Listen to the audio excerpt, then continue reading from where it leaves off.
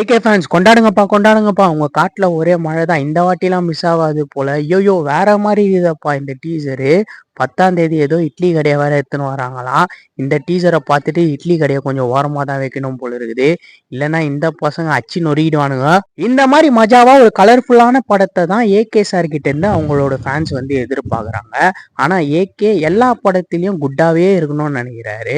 ஆனா இந்த பசங்க அவர் பேடா தான் எதிர்பார்க்குறாங்க. டீசர்ல ஒரு ஃப்ரேம்ல பார்த்தா எங்க அஜித்தை காட்டுறாங்க, இன்னொரு ஃப்ரேம்ல பார்த்தா பில்லா அஜித்தை காட்டுறாங்க. அந்த பில்லா அஜித்தை காட்டும் போதெல்லாம் பில்லா தீமை போட்டாங்கன்னு வச்சுக்கோங்களேன், தேட்டரே சும்மா பிளாஸ்ட் தான். இதுக்கெல்லாம் மேல டீசர்ல வேற காட்டுறேன் அப்படின்னு சொல்லியிருக்காரு. ஐயோ ஏதோ வெறித்தனமா பண்ணியிருக்காரு போல இருக்குது. பெரிய சம்பவம் தான்.